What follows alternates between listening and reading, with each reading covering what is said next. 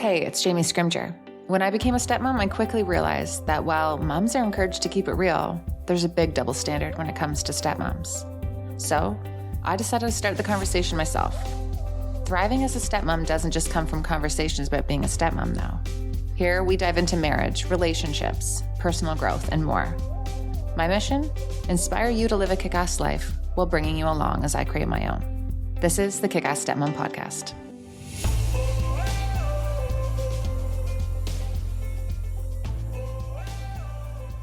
Hello, Jamie here. Hey guys, we are talking about sex on today's podcast. Yeah, we have Dr. Jessica O'Reilly back on the show. She's a Toronto-based sexologist, author, and media personality. Yes, she has been on the podcast before, one, maybe two times, and she's also made an appearance in the membership. So if you haven't listened to those interviews, be sure to check them out. We dive into a wide range of questions submitted by you guys on Instagram. I got real with you guys in my stories. I was like, don't be embarrassed. Like, submit your questions, no judgment. Like, we want this to be a real conversation. And you guys delivered. So we talk about sex when the stepkids are around and what to do if you just don't feel comfortable, how to recover when someone has cheated, finding porn on your kid's phone, masturbation, getting past doing something that your partner wants but that you are just not really into, fear around fantasies, communication, and what to do if you can't stop thinking about the ex when you're having sex with your partner. And if you're like, what? Seriously, I've heard that more than once. This is a well-rounded conversation. And I decided to do this at the beginning of the year because I've been thinking a lot about what my resolution is for 2023. And usually I don't say resolutions, I kind of just set some intentions. But originally, I didn't think I had any. I didn't think I had any resolutions. I was just going to keep plugging away, doing what I'm doing. And as I've shared on a previous episode, my mantra right now is just, I feel balanced, grounded, abundant, and free. That is my goal. And everything I do really needs to be aligned with that. And that feels really aligned. However, after some more thought, I decided that I want to give some extra love to my relationship with Darren this year. And I'm talking intimacy and connection and just, Darren. Now, this last year, things have been busier than usual with us, with the business, with the kids and work and projects and life. It's been all good things, but really, really busy. I started going to bed earlier. He stays up late. And at the time of recording this episode, we still have a kid in our bed, which we're working on, but it is hard. And it's just hard to find the time and hard to put in the effort. So I figured that there is no better way to go into the new year with these intentions than to talk about masturbation and deep throating and porn on the podcast with a sex expert. I'm kidding. Well, not really. We do talk about those things. I don't know. I'm rambling. Let's dive in.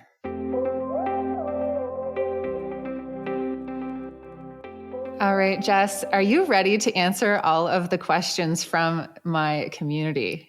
They submitted some good ones. I will do my best. I know that with kids, with young people, there are no right answers because every person is so different. Actually, it applies across all ages, but I will do my best to share insights and experiences and hopefully some tips that people can use to start some meaningful conversations right away. Yeah, for sure. And I think this is such an important conversation, especially like at the beginning of the new year, because, I was just talking about this in my intro. I didn't think I had any New Year's resolutions this year. I was like, I'm feeling kind of good. Like, I'm not going to do the New Year's resolution thing. But one thing I really want to focus on is my relationship with my partner. Cause like, it's so easy to get caught up in like the hustle and bustle of life. And like, we have different sleeping schedules. I like to go to bed early. He likes to go to bed late. We have this like 8-year-old who seems to find herself in our bed all the time. So, being super deliberate about that relationship and sex is really important. So that's my New Year's resolution. So this is the perfect conversation to start off the year. I love it. I think it's a good reminder to reset at the beginning of the year and remind ourselves that it doesn't have to be kind of grand gestures and the big events, but the ways we interact with one another on the daily. Like, what can you do for a minute a day to make your partner feel important? What can you do for 5 minutes a week to kind of reset the connection? And I always find that January and September are the times that we go back to reminding ourselves that we have to invest in the most important part of our relationship or the most important part of our lives, right? Your relationship determines your quality of life. Your overall health, physical health, mental health, all these things are connected. For sure. Even this morning, Darren and I were getting ready and I was in my robe there getting ready and he kind of walked behind me and just kind of put his arms around me. And like we were there for just a couple seconds. And we hadn't done that in just a couple days because I hadn't really seen him. And I was like, we need to do that more often. Like even just like those little moments throughout the day, like that made me want to be more intimate with him later. It made me excited to see him later, right? Like those little touches can go so far. Yeah, you're bringing up something super important too. And that's the fact that we need to touch not only when we want to get sexy. And I think so many relationships fall into this pattern where we are physically disconnected and then we expect it to just come back for the sexual part. So if you only touch your partner when you want sex, what will happen is one partner might start avoiding that touch altogether because it feels like, well, every time you hug me from behind, it's because you want sex, as opposed to when you hug me from behind, it just feels good. It's a physical connection. It's an intimate connection. Yeah, I love that. All right, so let's dive into some of the questions. Some of them are step parenting related, some are not. But here is something that's really interesting. And it's going to talk about like the psychological aspect of sex, which I think is obviously so huge. So it's her first time being in a sexual relationship with someone who has kids, and we are on the struggle bus sexually. His kids come and go randomly per the whimsical schedule, and we are always fully clothed and ready for a kid to walk through the door. It's such a buzzkill. It feels like I have to schedule sex. Wow. Okay, so first and foremost, I'll say that sex is actually always scheduled in a way. Very little sex is actually spontaneous. And I'll contextualize this a bit. When you first meet and, you go on a date and it feels like at the end of the date, you spontaneously tear their clothes off. What we have to remember is we invested that time. We invested the energy. We cleaned up our room. We changed our sheets. We changed our underwear. We groomed. We did all those things to prep for sex. So I think there is this idea that sex is spontaneous in the beginning and then it becomes less spontaneous. But we have to remember that in the beginning, we were actually prepping for sex. Now, this circumstance is a little different because it sounds like the significant factor that's deterring them from getting to be sexual is the kids.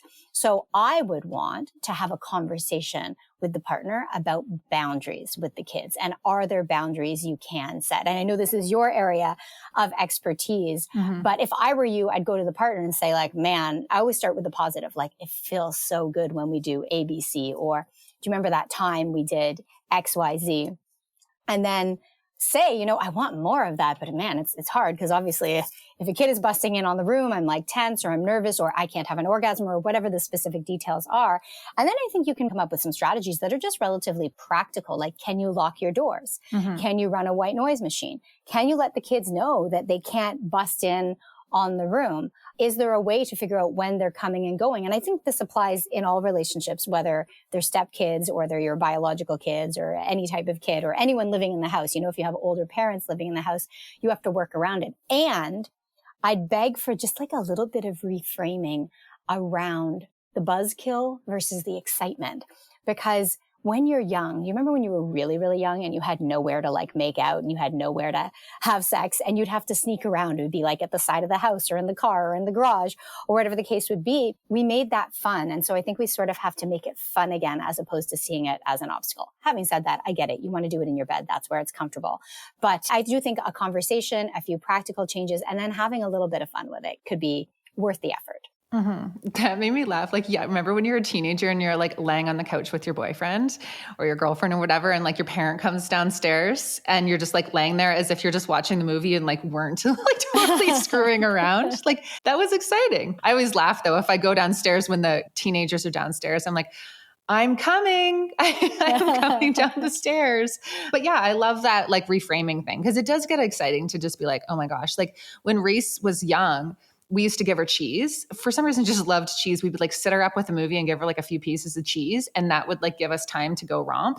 And it did. It made it a little bit more exciting, right? So it is like changing the way that you're looking at that because, you're in a tough season. When there's kids around all the time, like all parents are kind of struggling to try to find that time.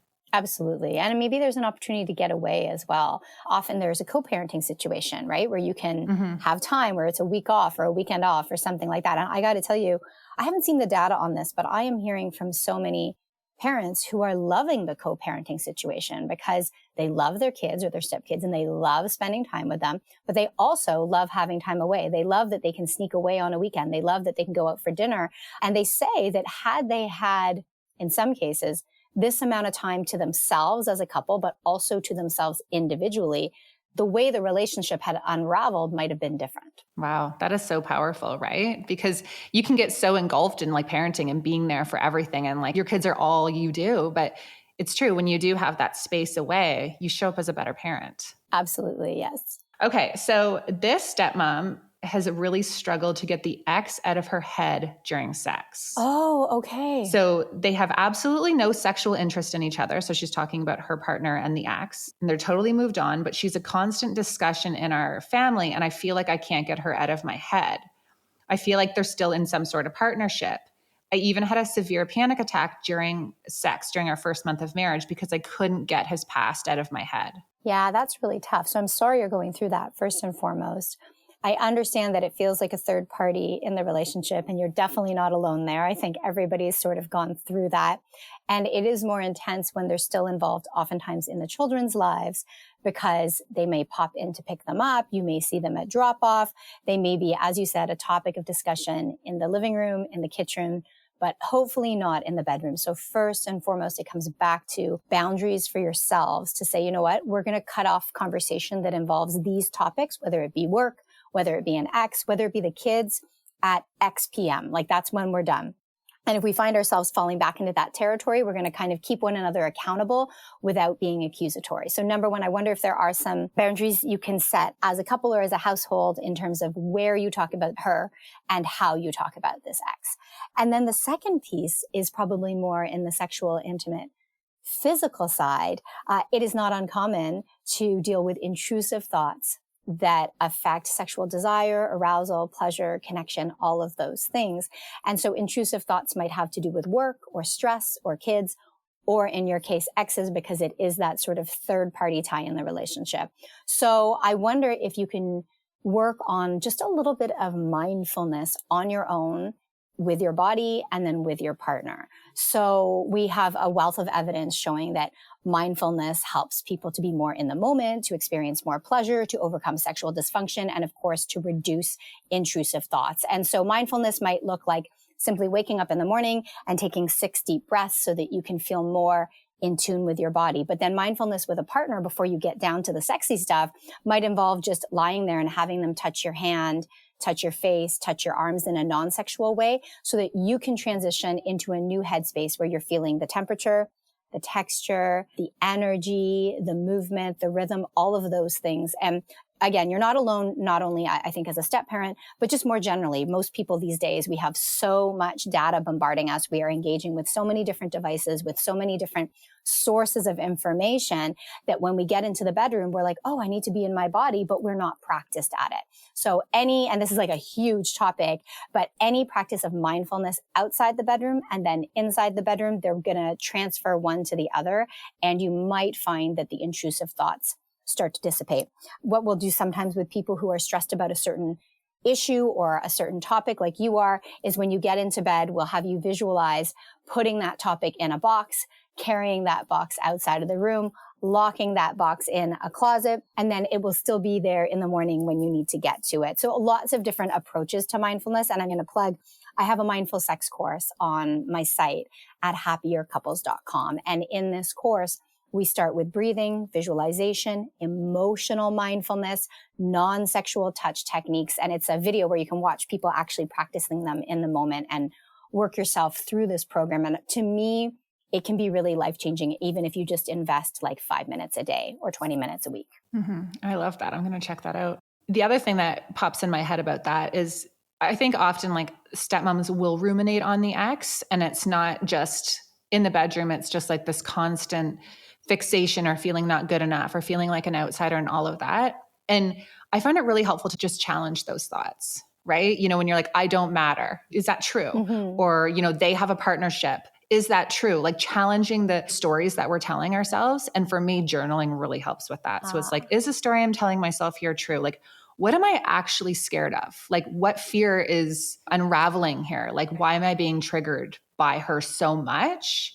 and diving into that as well, because there's a lot of just stuff and insecurities that come up, I think, just because of the way that stepmoms have been viewed in society, the way that, moms and stepmoms have been pit against each other, and like the competition for the man, like just all of that, right? It plays a role. Yeah, absolutely. And it sounds like you're talking about sort of like your own cognitive behavioral therapy, where you're saying, you know what? Yes, I'm having this hot thought that sucks, but there's probably a more realistic thought I can access. And the journaling makes so much sense, because when we write it down, it's like you're dumping it out of your mind. And all of a sudden you can see, hey, it's not spiraling, because words don't spiral on paper the way they spiral around in your head. So that mind dump can be really helpful.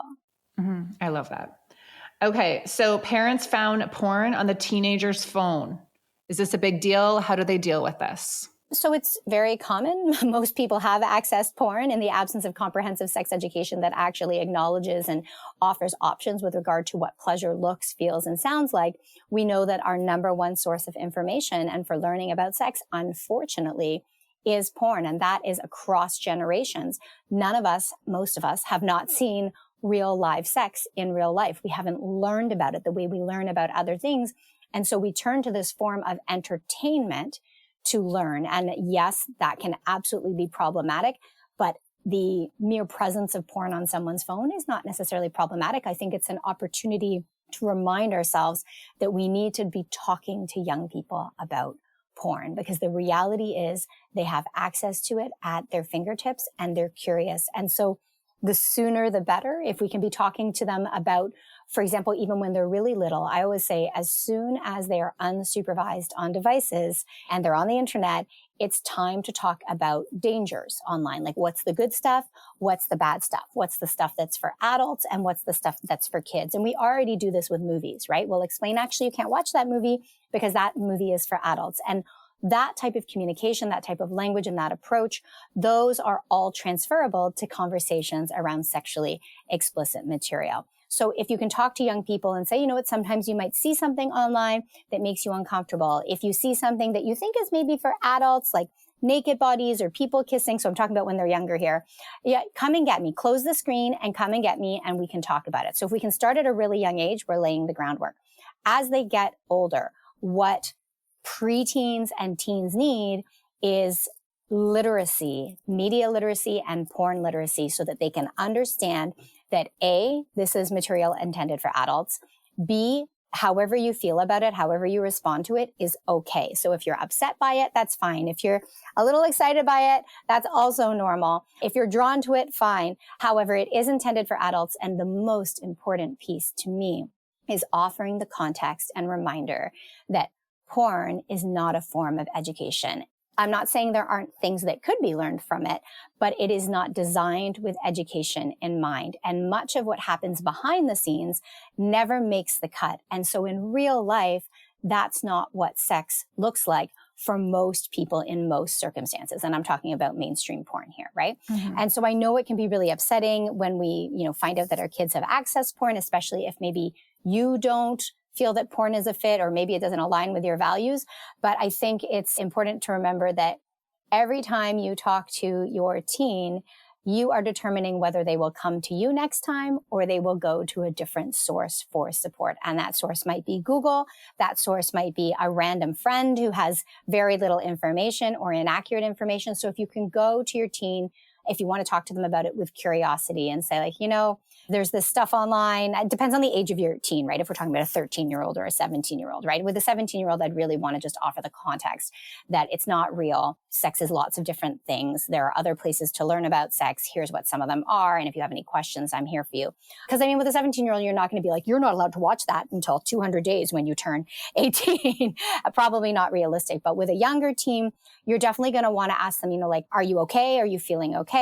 How are you feeling? Do you have any questions?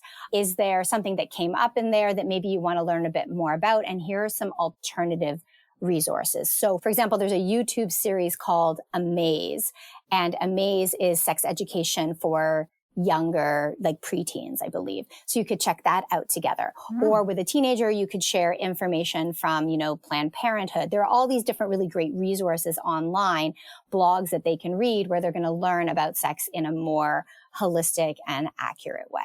So again, if you can approach with curiosity, if you can approach without judgment, if you can validate their experience, and I know it's hard, right? There is no one specific way to talk to a young person about porn. And even if I were to give you some words, they may not fit with your approach. Like if it was me and I had a 16-year-old and there's porn on their phone, I'd say, listen, like, I know that you're accessing adult stuff. I get that you're curious. I really just want you to know that in real life, that's oftentimes not what sex looks like. And I know that it's uncomfortable and I know that it feels awkward. But if you have any questions, I'm totally open to trying to answer. And if I don't have the answer, I can try and help you to find the answer. And it is such an amazing teachable moment to go online to some of these reliable educational sites together. So that's where they're going to go in the future when they have questions rather than just a random Google search. Yeah, I love that approach. And I think that some parents are like, oh my gosh, and then they get their kids in trouble. And then, there's like consequences for it. And I understand that's kind of like that initial reaction, like the shock. But I love what you're saying in that it's a teaching moment, right? And you want to be able to have that open and honest conversation with your kids. Like if you want them to come to you, you need to be able to respond to these events. We all didn't have access to the internet when we were that young. Like I 100% would have looked that up, right? Like right. We all would have. We don't know what we would have done when we were that young. And we did. We like saw them on the squigglies at night. There was like one friend who had a videotape. But I think parents have to remember that this isn't about you and this isn't about your feelings. This is about supporting your teen. And you need to take a breath and take a beat. For sure. And we get a lot of questions around sexting and people will lose it on their teens or take away their phone or punish them or judge them. But we need to slow down and we need to think about what is it I'm hoping for here? Well, I think we all share, regardless of parenting style, you want your teen to be safe. You want them to feel confident and empowered. And you want them to be able to make decisions in the long run when you're not hovering over them. And yelling and screaming and punishing are probably not going to lead to that empowerment and the skills required to make decisions in the bigger picture. Like they're going off to school soon. They're not going to be living with you. You probably, hopefully aren't going to be paying their phone bill for much longer. So we need to slow down and think, okay, what are the questions I'm going to ask? Another piece of advice I remember hearing from another sex educator in my field, she said, you get one question at a time. You don't get to say, what were you thinking? Where did you find this? What are you, over and over again, bombarding them with questions. No, it's like one question, shut your lips and let them talk. Let it be awkward. They're not going to all of a sudden, most young people don't pour their hearts out to their parents when they feel like they've been, caught in an act that is shrouded in shame, regardless of whether that messaging comes from your family or just sociocultural conditioning more overall. And so one question at a time, sit in the silence, sit in the awkwardness, and know that you're going to get through this. Yeah, that's very true.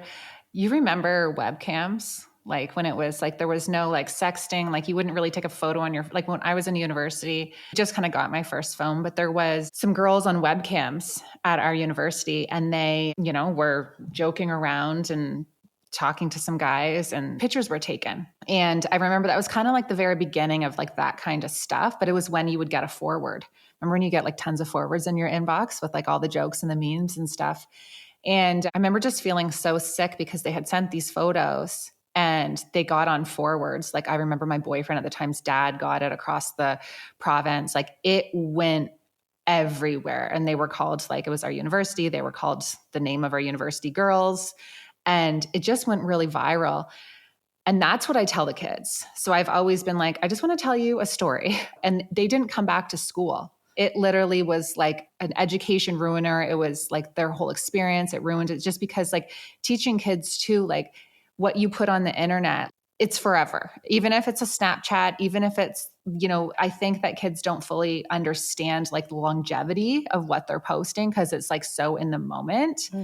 And so that's been always my teaching moment with the kids before, like when they got their phones and like that kind of stuff. I'm like, you just have to remember. And I tell them about these girls and I'm like, it ruined things for them. Like those photos, you don't want them floating around if you were to ever do that. And that's very unfair because for women, for example, it is more likely to have that deleterious, long-lasting effect. Because when you really think about it, I'm not suggesting people put naked pictures of themselves out there. But if somebody were to see me naked, what would be the cost? Like, why have we created a culture in which seeing my naked body, which really is just, we all have one, right? It's not a wonder of the world, ruins the, capacity to finish their schooling or the reputation. Like, that's a sociocultural conversation that I think 100% also needs to be had. But yes, absolutely. And that's what I suggest with parents when they're talking to teens about sexting, is to ask them, like, what would be the benefits and what would be the costs? Like, what do you see as the benefits? And let them kind of say it, right? It can feel good to be validated. It can feel intimate to share that with someone. We have to acknowledge that it's not all bad. Now, can the consequences be dire and long lasting and negative? Absolutely. But I think we have to let them work that out for themselves. And I don't mean by sending sex and learning their lessons, but by having conversations that are more open and honest and nuanced, right? Because let's be honest, the prevalence of sexting is very, very high. Most people at some point, in long-term relationships these days, are sending some sort of a sexy picture, right? Whether it's fully clothed, but you're still posing, or it's something just a little bit more risque. And adults do it all the time. And we have to remember that there isn't this thing that happens the day you turn 18 where these things become safe, right? At any age, if naked pictures of us were to get out right now, it would have an effect on us psychologically, probably, economically or in business, socially, emotionally, all of those things. And so I just think we have to remember that lots of people have sexted. Let's be honest, lots of parents who are talking to their teens have sexted. So let's not talk about it like in a dichotomizing way where bad people sext, good people don't. Oh, yeah. And I think leaving that nuance there is so important because teens are smart, right? It's a different conversation with an 11-year-old versus a 17-year-old, even 13 and 17. Those are worlds apart at that age. And so you know your kid best. You know how to manage the conversation. And if you're not comfortable having the conversation, practice, push through the discomfort, or find somebody in your life who is comfortable having the conversation with them. Maybe it's an older child. Maybe it's, a step sibling. Maybe it's a cousin. Maybe it's an aunt or it's an uncle. Of course, people are always asking me to talk to young people and they'll talk to me, right? They'll tell me anything. They're not going to tell their parents and they know I'm not going to tell their parents and they know I'm going to be pragmatic. Like, I'm not here to judge. I'm not going to here to say, look, you really screwed this one up, because we've all screwed up in life and we've all made it through. Totally. I'm going to interrupt this episode really quickly to give you the inside scoop on brands and resources that I'm loving, who also help support the show. I want to tell you about something I'm doing for 2023. I'm going through my closet and getting rid of anything that does not represent my best self. If the best version of myself, the one that I dream about becoming, wouldn't wear it, or it doesn't make me feel confident and good, it is going in the donate pile or I'm selling it. That includes my loungewear. I am no longer into comfy clothes that make me feel like a slob kebab. I want to look cute. I want to look put together, even when I'm just chilling. So I have gone through my loungewear and purged. You want to know what's left? My Cozy Earth. I am not kidding when I tell you that Cozy Earth loungewear is next level. It washes perfectly, it fits well, and the quality is amazing. The breathable 4-way stretch bamboo viscose fabric is temperature regulating and the most comfortable ever. If I were you, I would order the bamboo joggers and the ultra soft bamboo pullover crew.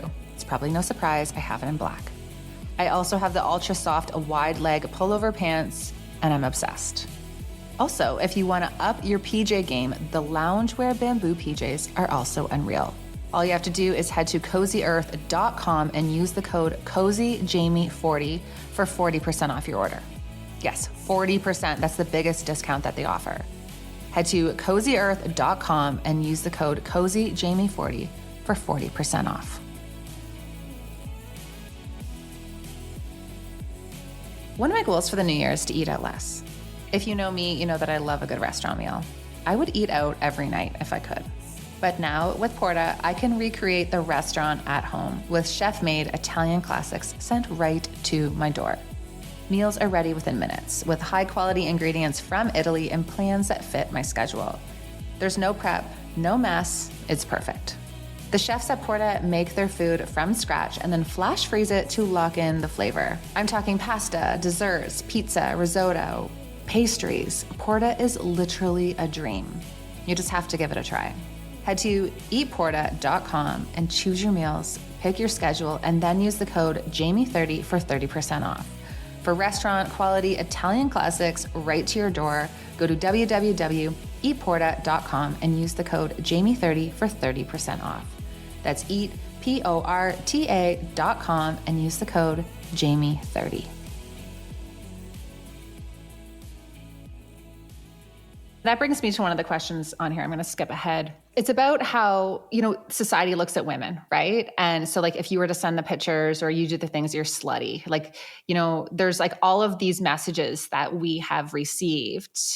And I had a message from one of the stepmoms who was like, I want to be dirty in the bedroom. Like, I want to be a little more risky, but like, I can't help feeling like, okay, that makes me slutty, or that like, there's like this stigma around, I don't remember how she worded it, but something like that. Like, do you have any thoughts on that? Because I do think there's a lot of messages that women need to overcome to fully enjoy the sexual experience and to like be the sexual being that we are without feeling like, oh, is this slutty? Or you know what I mean? Yes. I mean, sex is not only shrouded, but also just, it's steeped in shame, right? And so that to me sounds like shame that is tied to identity. It could be tied to gender. It could be tied to other layers of identity in your life, right? And it could be tied to age. It could be tied to different roles, different occupations, race, class, all of these things.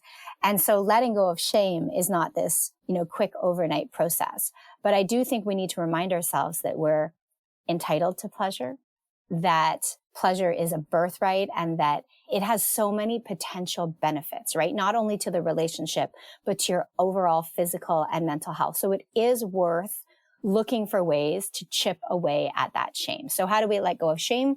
One of the strategies that I use is I have people identify the source of the shameful messages. Like, where did that come from?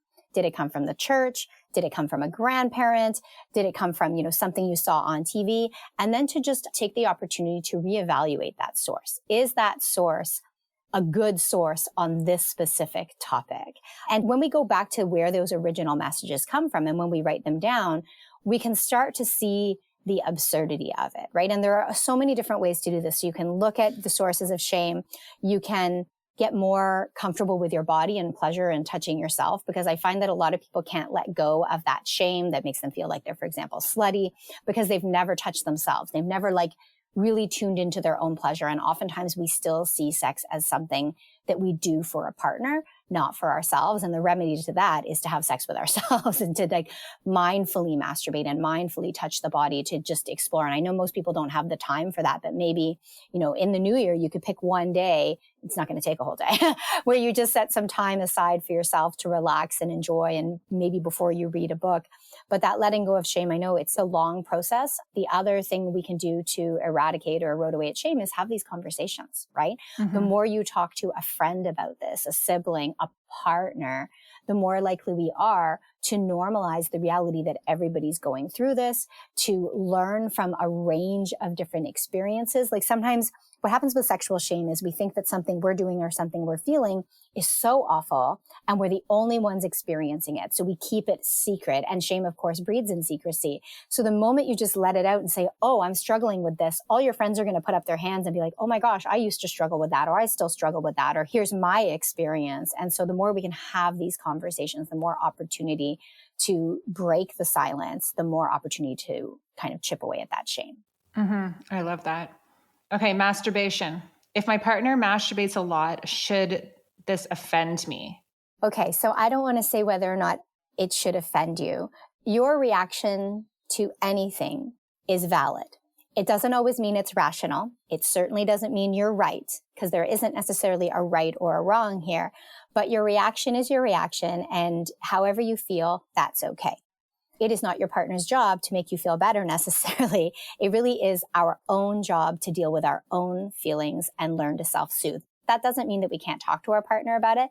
That doesn't mean that we can't solicit their help. And that doesn't mean that we shouldn't expect their empathy and, some degree of support. So many people are offended by their partners masturbating. And I just did a podcast on this as well. The reality is people who have active, healthy sex lives still enjoy sex with themselves. Sometimes it's just to release. Sometimes it's because they don't want to bother you. Sometimes it's because they're not sure if you're interested in sex. You're not showing desire for sex. This especially happens in relationships where one partner does the bulk of the sexual initiation. So if you're never initiating sex, should they be offended? Should they feel like, well, my partner doesn't desire them? So it may be that sometimes they just like to do it that way because it's faster. It may be that that's just a part of their self-care routine. And so like anything in our lives, we tend to do them with different people. Sometimes I eat with my family. Sometimes I eat with a friend. Sometimes I eat by myself. And that doesn't mean that I don't value doing that. So I talk about eating because I love sharing a meal. Like there is to me nothing more exciting than sitting down over good food and good wine. And I got to tell you, I love doing it at parties, like big dinner parties. I love doing it just with my husband where we don't feel pressure to talk too much. And I adore doing it by myself. I travel for work and I get the pleasure of eating alone. And it's one of my favorite hobbies, like just having a meal by myself. And that doesn't mean that I don't like eating with other people. So I think we can take some of that logic and apply it in the bedroom as well. And if you're feeling uncomfortable with it, or maybe you're feeling like, oh, I wish you'd just come to me, let them know. Go ahead and have that conversation.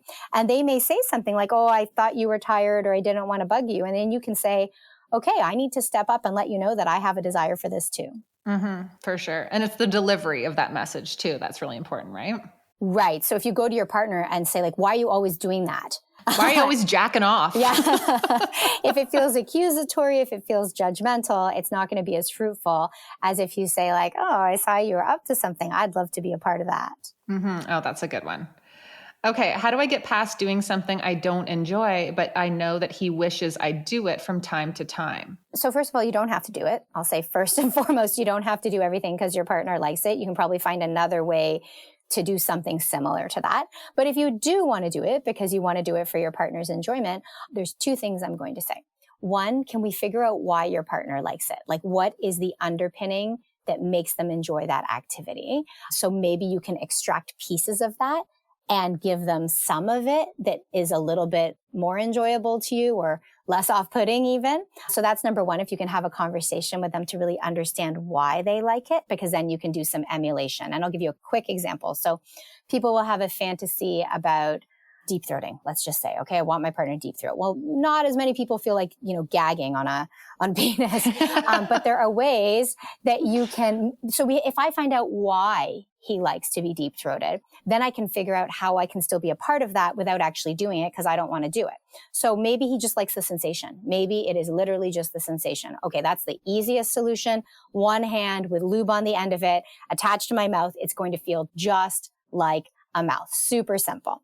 Now, maybe he likes the feeling of you deep throating because it kind of turns him on that, and this is with respect, that like that fact that you're gagging or like you're almost choking on it. Maybe it makes him feel like big and powerful. Okay, cool. Then I'm still not going to deep throat, but I can make some noises. I can talk about how big it is. I can talk about how it's hitting the back. You don't have to do everything in real life. And that's the key to hot sex over a lifespan, right? How is sex still exciting 5, 10, 15, 20, 30 years into a relationship? It's because you're playing with these fantasies. So that's one side of it. The second side is to figure out what parts of it you enjoy. And then if it is a physical activity that feels off-putting, have an orgasm first. Because our inhibitions and our disgust factor actually decline post-orgasm because of the rush of adrenaline, endorphins, and oxytocin. So things that you would never want to do all of a sudden start to feel a little bit more appealing after you've had an orgasm. So that's one option. That was very interesting. That was good. That was good. So the next one, this is fitting, is advice for people who are afraid to explore their fantasies and probably afraid to talk to their partner about it. Okay, so talking about fantasies is really, as I said, the key to keeping sex hot over the long term. So one of the best ways to talk about things that you like and don't like is to use popular culture. So if you're binging a show, you can say, oh, I love the way he approaches her, or I love the way she touches him, or I can't stand the way he's talking to her, or that type of language turns me on or turns me off. Because when we talk about a third party, a fictional third party, we're creating this bridge that allows our partner to get a better understanding of what we like, what we don't like, what our boundaries are, what our desires are, without taking the risk and having to be as vulnerable because it's not necessarily about us. So that's one way to talk about fantasies. Another way, and this is an activity I do with couples all the time just as a joke, is we draw our fantasies because most of us aren't great at art. If you're a great artist, maybe this isn't for you, although maybe it's even more for you. And then you kind of share the papers and have a little laugh and talk about what it means. And then most importantly, here's the most important piece around fantasy. If we can get into the why versus the what, it's often a safer, more fruitful conversation. So if I say, oh, I have this fantasy about having a threesome, okay, this is just super common fantasy. If I just say, oh, I want to have a threesome, my partner might say like, whoa, no way, you pervert, stop that right now. What's wrong with you? Whereas if we talk about why I want to have a threesome, if I can get into the emotional underpinnings, what is it I want to feel in this fantasy? That's the important question. What is it you want to feel? How do you feel in your fantasy? Well, I could say, well, actually, I think I just love the attention. I love that feeling of being adored and worshiped and having all eyes and all energy taking care of me because I feel like I spend my whole life taking care of others. Oh. Then my partner can stop being worried about the threat. It's not that I want another person on me. It's not that I actually need, how many fingers would that be? 20 fingers all over me. It's that feeling of being adored and worshiped. And that's when we can start to play with it. Just the two of us. It doesn't mean we go and have a threesome. So I think we also have to reassure our partners, I want to share this fantasy, but I don't really want to do it in real life. I feel a little bit silly, but this is what it looks like. And I will say we just had a big podcast on fantasies as well. If people want to check out the Sex with Dr. Jess podcast, we go over what the most common fantasies are and how to talk about them. But the quick version is talk about how you feel in your fantasies. I love that. Do you think that sex drive goes down when people get into their 40s? I had one question saying that their husband's sex drive is down when he says he's too old. And then she feels like she's in her 40s now and she doesn't have any desire for sex. Yeah. So overall, we do see a decline in sex drive with age. That is not across the board. There are huge variations. I know women in their 40s and especially in their 50s, post-menopause, who will find that their desire for sex actually goes up because they're no longer worried about birth control. Oftentimes the kids are out of the house. Stress levels are lower because they're perhaps more financially or socially stable. So it really varies from person to person. But yes, overall, we do see a decline with age. I think a super important distinction here is that there is a difference between the idea of sex drive versus desire for sex. So we use the word sex drive and that makes it sound like it's something that occurs innately. But the reality is for most people that sex isn't just something that we spontaneously want. Oftentimes it's something that we know feels good, that we want to derive the associated benefits from. And so we get ourselves in the mood. So just because you're not in the mood for sex doesn't mean you can't get yourself in the mood for sex. And in long-term relationships, when you're busy with many responsibilities, when you're a parent, and as you age, you may find that you need to get yourself in the mood for sex, with a little bit of effort, physical or like fantasy or talking to a partner or just even lying next to them. So if you wait until the desire for sex spontaneously occurs, you may never have sex. Mm-hmm. And that's okay if that's for you. So that's the other thing. If you're finding that both of your sex drive is going down and it works for the two of you and it's not having any negative effects, that's perfectly fine, right? There's all this data showing that the more often you have sex, the happier you are in your relationships, the happier you are in life, and it maxes out at about once per week. But those median numbers are not that important to the individual, right? If you're happy with sex once a week, amazing. If you're happy with sex once a year, amazing. If you're happy with sex once a day, amazing. You just have to figure out what works for you and communicate with your partner and know that it changes over time. Mm-hmm. And be on the same page as your partner about that. I was listening to this on another podcast and they were talking about how what is their ideal number and learning about that, right? So maybe your partner wants it 3 times a week, thinks that's normal. And you're like, I'm good at 1. Okay. Then you meet in the middle at 2. Do you know what I mean? But if you have someone who's like, I think it's normal to have sex once a month. And the other one's like, I want it every day. Then there's a huge discrepancy, right? But that's what's important is being on the same page as your partner about what your needs are. Right. And I think being willing to meet in the middle somewhere. Obviously, you never want someone to have sex when they don't want to have sex. But if you are the lower desire partner, can you say, oh, I'm not in the mood tonight, but let's see what we can do to put me in the mood? And there's so many layers to this because that only happens if the sex is good. Because sometimes one partner will complain oh, they're never in the mood. They never want to have sex. And then when I talk to them, well, they don't really like sex. You're not really tuning into the things that they like. And so these are big conversations. Absolutely. Mm-hmm. Okay. Well, speaking of big conversations, the last 2 questions were very similar. So how to improve your sex life when one of the spouses has cheated? And can you ever get your sex life back after he cheated? Okay, so the second one is easier. Yeah, you can absolutely get your sex life back. Obviously, after infidelity, there has to be work, right? There has to be work not only as a couple, but individual work. And so whenever I see couples who are dealing with these big issues and they're going to couples counseling, I'm always going to suggest that you go to individual counseling, because you can work together, but you have to work on how you're feeling on your own.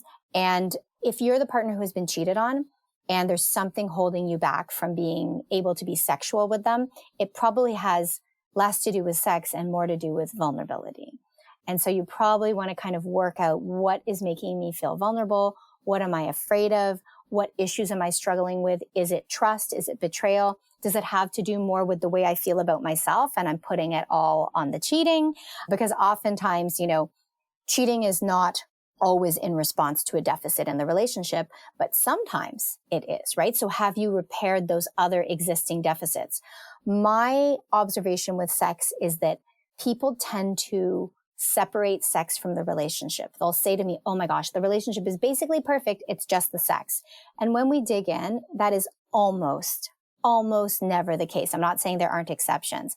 And similarly, when there's an issue in relationships, they'll say, well, it's the sex thing or it's the cheating thing. Well, is it, or is it the way you communicate with one another? Is it a lack of, effort or skills to let go of resentment? Is it that one partner is still shouldering all of the weight or the bulk of the weight of emotional, psychological, and practical unpaid labor? If we can address these issues, then we can get into the bedroom. If you really believe that, everything is repaired, you just can't get back into the sex, I would really encourage you to focus on yourself, to focus on having sex with yourself and having really pleasurable sex with yourself. So you learn more about your body, you use your toys, you understand kind of what your positive and negative triggers are, and then you can go back to having sex with your partner. I also think that if you haven't had sex or you haven't had pleasurable sex since cheating, slow down and start with just feeling physically reconnected. And that's what I do in the mindful sex course. Like, the first physical exercise is just a hand caress.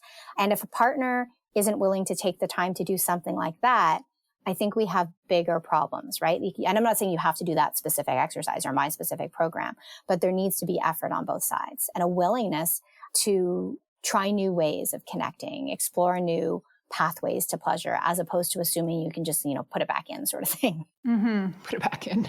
Yeah. I think there's just so much more to it. And I think the more that, we're getting open about this, right? More people are having conversations. There's more podcast episodes on it. People like you doing the work that you do, because there is such this there was this shame in talking about it. But then going back to the porn conversation, then everyone has this expectation that they're going to have this porno sex and it's going to look like that and feel like that and be like that, when no one's talked about what they like or what they need and have that open conversation with the relationship, right? It was just also taboo for so long.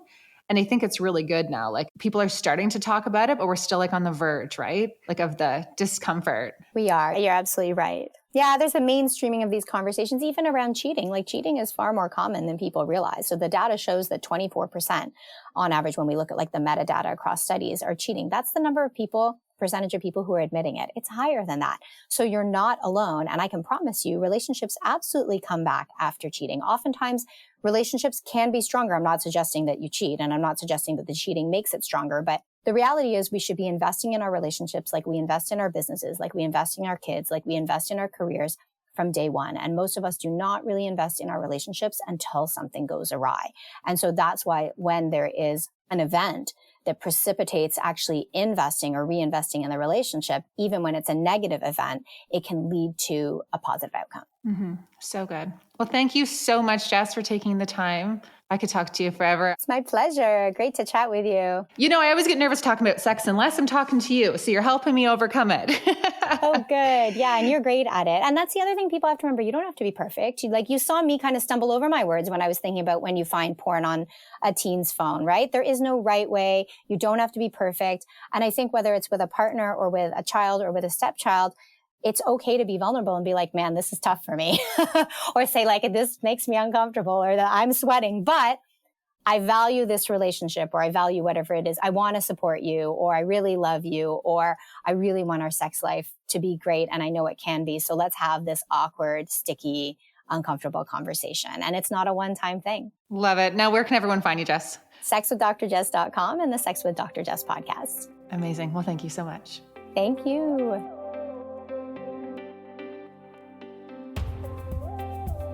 That's it for this one. Thank you so much for tuning in. As always, if you enjoyed this episode, share it with someone who you think it would resonate with.